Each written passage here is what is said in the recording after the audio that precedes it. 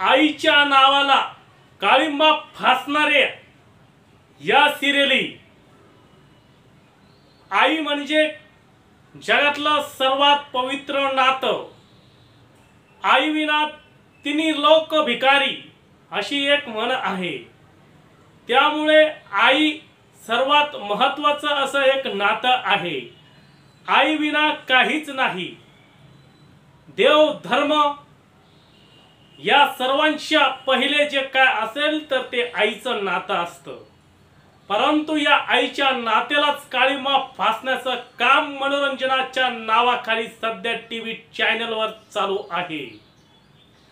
अशा या टीव्ही चॅनलवर मनोरंजनाच्या नावाखाली अत्यंत खालच्या पातळीवर गेलेल्या या सिरियलमुळे येणारी नवीन पिढी बर्बाद होताना दिसत आहे।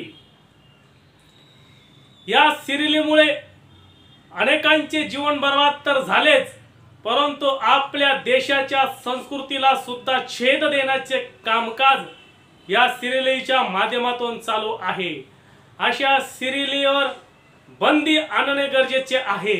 अशाच या सिरियलच्या बाबतीत आज आपण जाणून घेणार आहोत। दंगल टीव्हीवर 2 सिरियल चालू आहे सध्या।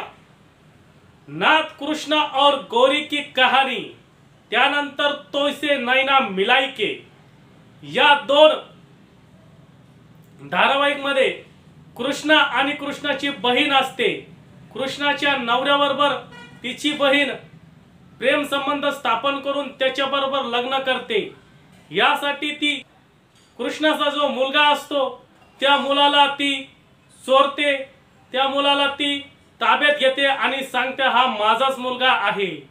म्हणजे आपल्या बहिणीच्या मुलाला घेऊन ती माझाच मुलगा आहे असं सांगते आणि कृष्णाच्या नवऱ्याबरोबर अनैतिक संबंध स्थापून त्याच्याबरोबर विवाह अर्थात लग्नाचे संबंध प्रस्थापित करते। अशी सेम स्टोरी दुसऱ्या सिरियल मध्ये सुद्धा तेच आहे। तोयसे नैना मिलाई के यामध्ये कुहू असते, कुहूची बहीण हंसिनी असते। कुहूचं लग्न तेज बरोबर झालेलं असतं। कुहूची बहीण हंसिनी ही तेजवर प्रेम करत असते। यामधून ती त्याच्यासाठी वेगळे षड्यंत्र करत असते। यानंतर एपिसोड 274 पर्यंत हे असं षड्यंत्र चालू असते। 274 च्या एपिसोड मध्ये 11 जून 2024 ला हा दाखवण्यात आला। यामध्ये कुहू घर सोडून जाते। कुहूला 2 बाळ होतात। एक बाळ कुहूची दुसरी सासू, कुहूचा सासरा जो असतो त्याची सुद्धा प्रेम संबंध असतात। कुहूची सासू ते बाळ चोरते आणि हंसिनीला म्हणजे अर्थात कुहूच्या सख्या बहिणीला ते बाळ देते आणि त्या बाळाला घेऊन ती घरी येते आणि कुहूच्या नवऱ्याला तेजला सांगते हे बाळ माझंच आहे। या दोन्ही सिरियल मध्ये साम्य आहे।